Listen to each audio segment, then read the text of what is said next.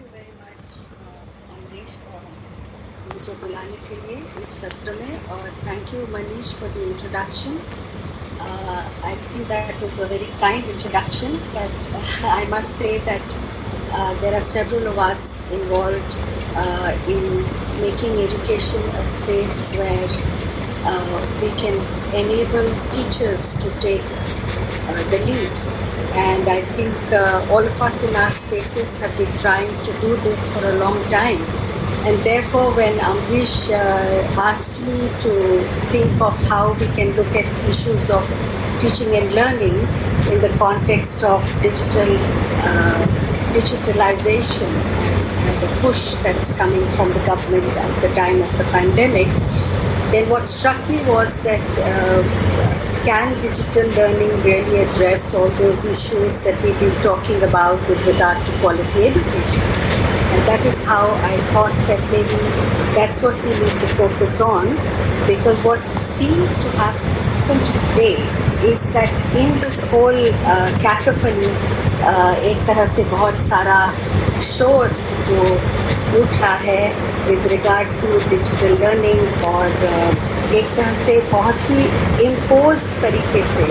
इसको आगे बढ़ाया जा रहा है, और कहा जा रहा है कि जैसे हमारे पास और कोई रास्ता ही नहीं है. और क्योंकि इस पैंडेमिक में सब स्कूल्स बंद हैं, सब टीचर्स अंदर हैं, स्टूडेंट्स अंदर हैं, तो हमें बस इसी पे फोकस करना है और इसी को एक तरह से एजुकेशन के भविष्य को इसमें ही देखना होगा. और मुझे लगता है कि इस कॉन्टेक्स्ट में बहुत ज़रूरी हो जाता है कि हम कुछ ऐसे मुद्दों को याद करें और उसको इस संदर्भ में फिर से देखें, क्योंकि आज के संदर्भ में डिजिटल लर्निंग का जो पुश है वो बहुत सारे ऐसे मुद्दे हैं जो हम लोग बात करते रहे हैं, डिबेट्स हुई हैं, तरह तरह की पॉलिसीज़ में भी हस्तक्षेप हुआ है, but we haven't been able to take it to its logical conclusion, mainly because of new kind of neoliberal policies that have always been coming up, and since the last 6 years it's become much more difficult. But क्यों ना हम फिर ऐसा सोचें कि क्या ये digital learning का जो पूरा एक इम्पोज्ड पॉलिसी की जा रही है, इसको हम इक्विटी और सोशल जस्टिस के फ्रेमवर्क में देखें. और सबसे पहली बात तो ये निकल के आती है कि डिजिटल डिवाइड है, इसकी बात सभी लोग कर रहे हैं, और आंकड़े बहुत क्लियरली ये बात को दर्शाते हैं that we are a very inequitous, economically inequitous society, and which is why everybody doesn't have access. और इस बात को लेके हम दिल्ली यूनिवर्सिटी में भी जूझ रहे हैं. हमारे स्टूडेंट्स की कोई सुन ही नहीं रहा इस वक्त. सब एडमिनिस्ट्रेटिव इम्पोजिशंस को फॉलो अप करने और उसी को एडहर करने की कोशिश में लगे हुए हैं. सो आई थिंक इट्स इम्पोर्टेंट कि हम वो तमाम मुद्दे जो कि एजुकेशन के प्रोसेस को लेके, जो कि एक डिजिटल प्लेटफॉर्म शायद हमें नहीं दे सकता, एक समझ है एजुकेशन की, that education is a process. I mean from Dewey to our own philosophical thinking in the country during the anti-colonial struggle, the kind of aspects that emerged as a counter-narrative to the colonial struggle, for example, I would look at them as two kinds of narratives. एक तो ये था जो कि basically एक जो colonial framework था education का, उसके खिलाफ जो एक काउंटर नैरेटिव निकला, जिसमें से नेशनल सिस्टम ऑफ एजुकेशन के कई तरह के विचार निकले और कई तरह के सिस्टम्स की बात की गई, चाहे वो गांधीज़ नई तालीम की बात होती है या टैगोर के शांति निकेतन की बात और श्री अरबिंदो के इंटेग्रल एजुकेशन, विवेकानंद के विचार. वो एक तरह का नेशनलिस्ट डिस्कोर्स था एजुकेशन का, जो कॉलोनियल का एक काउंटर नैरेटिव था. लेकिन एक और डिस्कोर्स था जो कि इस नेशनलिस्ट डिस्कोर्स से थोड़ा पुराना था, और वो डिस्कोर्स था एक एंटी कास्ट स्ट्रगल का. और वो anti cast struggle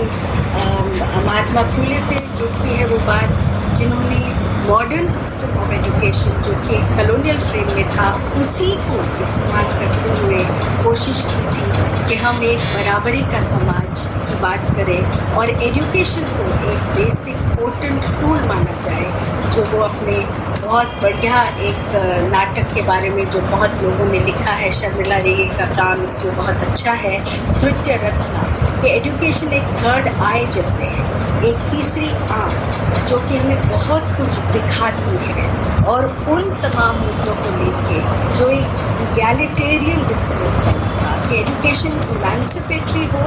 anti colonial हो, लेकिन साथ साथ जो हमारी गैर बराबरी है समाज में, उसको लेके भी हम एजुकेशन को सामने रखें as a tool to develop a more egalitarian society, a society जिसमें कास्ट के बेसिस पे भेद ना हो, जिसमें औरतों को लेके भेदभाव ना हो। और ये सारी स्ट्रगल्स जो हैं, एक तरह से ये नेशनलिस्ट डिस्कोर्स जो एंटी कॉलोनियल था और जो एंटी कास्ट डिस्कोर्स था, ये दोनों कहीं मिले ही नहीं, ये अलग थलग ही रह गए, क्योंकि हमारे नेशनलिस्ट डिस्कोर्सेस जो थे काउंटर कॉलोनियल डिस्कोर्सेस, उसमें ब्राह्मण्स का एक बहुत बड़ा होल्ड था, वो एक ब्राह्मणिकल फ्रेम में था। लेकिन फिर भी अगर हम इस पूरे हिस्ट्री के कॉन्टेक्स्ट में देखते हैं तो क्वालिटी एजुकेशन को लेके जेपी नायक ने बहुत ही अहम बात कही थी, और वो ये थी कि ब्रिटिश इम्पीरियलिज्म के होते हुए क्वालिटी का मुद्दा पूरा एक प्रिविलेज से जुड़ा था, कि प्रिविलेज ही डिफाइन करती है कि क्वालिटी क्या हो। और इसके लिए उन्होंने जी जान से लड़ाई लड़ी, उन्होंने बहुत कोशिश की, वो कोठारी कमीशन के मेंबर भी रहे। बाद में उन्होंने जब बहुत नाराज़ हो गए, एक बहुत ही एक परेशानी की हालत में उन्होंने एक अपनी आखिरी किताब लिखी थी, जिसमें उन्होंने कहा कि बहुत हमने कोशिश की कि जो कि वंचित वर्ग है, जैसे कि गरीब लोग हैं या लोअर कास्ट के लोग हैं या माइनॉरिटीज़ हैं या गर्ल्स हैं, इन सब वंचित लोगों के लिए शिक्षा बराबरी की हो, इसके लिए हमने बहुत कोशिश की। लेकिन वो बहुत साफ तरीके से ये बात कबूल करते हैं कि बहुत सारे लोग ऐसे थे लीडरशिप पोजीशंस में जो समझते थे कि हमारे बच्चों की शिक्षा तो हो जाए पहले, फिर हम उनकी बात करेंगे, वो तो अभी पढ़ना भी नहीं चाहते। तो ये जो एक मानसिकता है, ये क्वालिटी एजुकेशन से बहुत करीबी से जुड़ी हुई है। मेरा मानना ये है कि आज के संदर्भ में जैसे कि एक बाजारीकरण से हमारे बहुत सारे रिश्तों में बदलाव आया, टीचर स्टूडेंट के रिश्ते में भी बदलाव आया बाजारीकरण से। एक जो करीबी का रिश्ता होता है, एक जो इमोशनल लेवल का रिश्ता होता है, उसमें बहुत सारा बदलाव आया। जैसे लोग कहते हैं कि प्रोफेशनलिज्म अपने आप में भी उसने बहुत नुकसान किया, क्योंकि वो मार्केट से जुड़ गया। तो जैसे हमारी शिक्षा मार्केट से जुड़ी, वैसे वैसे क्वालिटी की परिभाषा भी बदलती गई। और हम जानते हैं कि आज की स्थिति में हम वहाँ पहुँच गए हैं जहाँ ऑलरेडी पैंडेमिक के पहले ही क्वालिटी शिक्षा का मतलब था लर्निंग आउटकम्स। हम करें अलग अलग तरह के टेस्ट में, चाहे वो नेशनल लेवल के हों, और अभी तो हम इंटरनेशनल टेस्टिंग की बात फिर से दोहरा रहे हैं, और शायद गवर्नमेंट ऑफ इंडिया ने पिज़्ज़ा के लिए अपनी रजामंदी भी दे दी है। तो इसका मतलब ये हुआ कि पैंडेमिक के चलते ये जो एक बहुत मेजर एपिस्टेमिक शिफ्ट आया था क्वालिटी एजुकेशन को लेके, कि quality is no longer about learning experiences. It is no longer about teacher-student relationship. It is no longer about peer learning. It is no longer about engagement in the classroom. It is no longer about developing logical reasoning. It is no longer about self-reflection. It is only about learning outcomes. ये जो पहले से ही काफ़ी crystallise हो गया था, ये epistemic shift, वो एपिस्टेमिक शिफ्ट आज पैंडेमिक की वजह से बहुत आसान हो गया है कि हम उसको एक डिजिटल प्लेटफॉर्म में लेके आ जाएं और कहें कि हमारा काम अच्छे से हो सकता है, क्योंकि सब लोग घर में बैठे हैं। और आज नहीं, कल मैंने एक वेबिनार सुना जिसमें लोग ये भी कह रहे हैं कि ये तो पहला डिज़ास्टर है, लेकिन ऐसे बहुत डिज़ास्टर्स आएंगे, इसलिए हमें सबको डिजिटली तैयार करना है, हाँ, लोग ये भी बात कर रहे हैं कि शिक्षकों की प्रिपरेशन भी डिजिटल एजुकेशन के लिए ज़रूरी है। वो सब सही है, लेकिन मैं कहने की ये कोशिश कर रही हूँ कि हमारी जो क्वालिटी एजुकेशन की परिभाषा है वो बहुत ही बदल चुकी है, और इस पैंडेमिक के चलते अब उस बदली हुई क्वालिटी एजुकेशन की परिभाषा जो केवल सिमट के लर्निंग आउटकम्स पे टिक गई है, वो बहुत आसान है उसको डिजिटलाइज करना, क्योंकि फिर आप उसको एक तरीके से क्लासिफाई कर सकते हैं और उसको बांध सकते हैं एक जगह पे, जहां उसको आसान है कि हम टीचर्स को भी बता दें कि कैसे कैसे क्या क्या करना है। इसका मतलब ये भी हुआ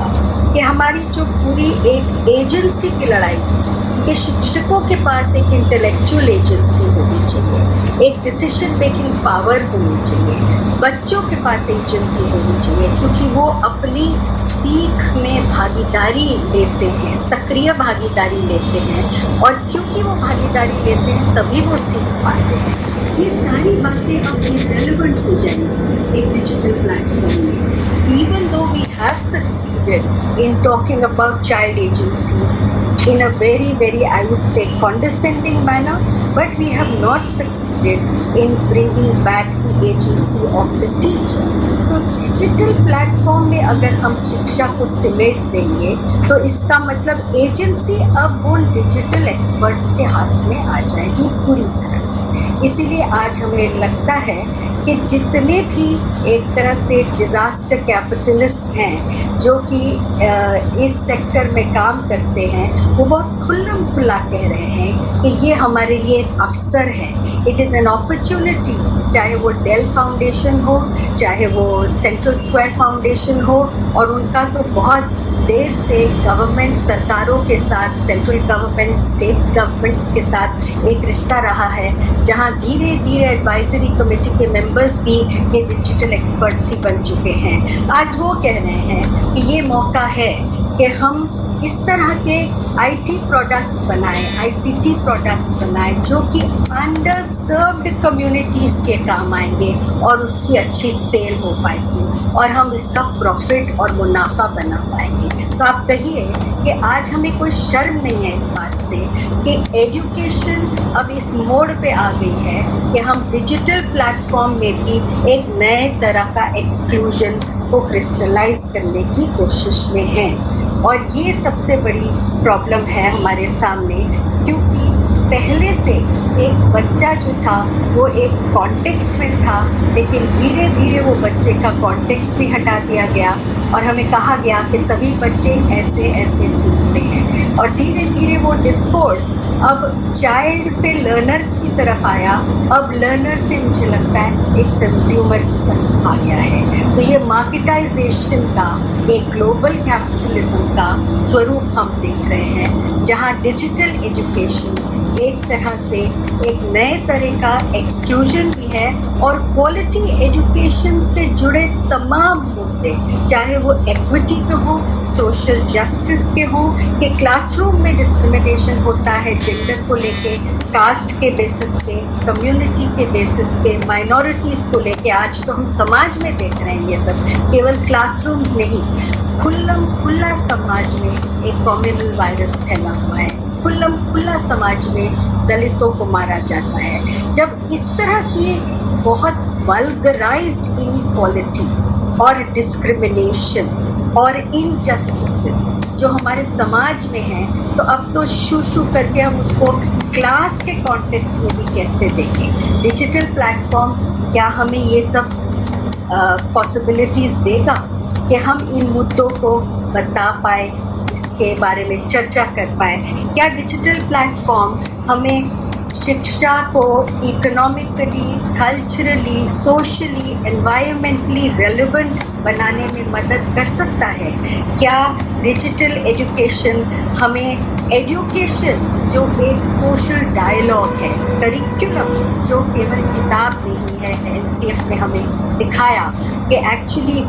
करिकुलम जो है वो एक बहुत व्यापक तरीके से देखा जाना चाहिए, क्योंकि करिकुलम हर रोज़मर्रा की ज़िंदगी जो क्लासरूम की है उसके अंदर पैदा होता है और उसके अंदर उसका डिस्कोर्स उत्पन्न होता है, केवल टेक्स्ट बुक के अंदर नहीं। क्या डिजिटल एजुकेशन वो सब तमाम अवसर हमें दे पाएगा? मुझे लगता है डिजिटल एजुकेशन इस लेवल पे आ गया है कि वो ये सारी एजेंसीज, चाहे वो टीचर की हो, चाहे वो चाइल्ड की हो, चाहे वो एजुकेटर की हो, एक प्रैक्टिशनर की हो, एक टीचर एजुकेटर की हो, तमाम तरह के जो लोग जुड़े हैं, एक्टिविस्ट जो जुड़े हैं एजुकेशन के साथ, जो NGOs जुड़े हैं, जो कि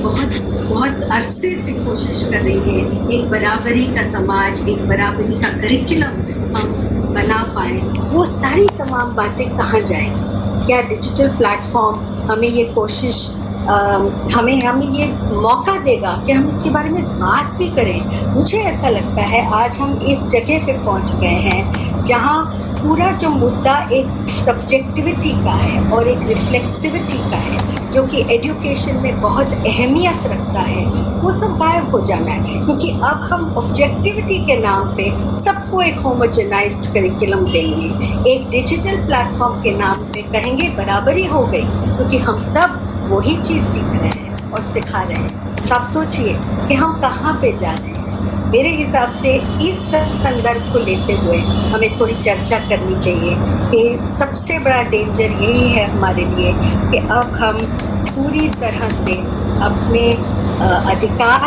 एज शिक्षक, अपने अधिकार एज लर्नर्स, एज चिल्ड्रन, अपने अधिकार एज सिटीजन्स और अपने अधिकार as agents of change and social transformation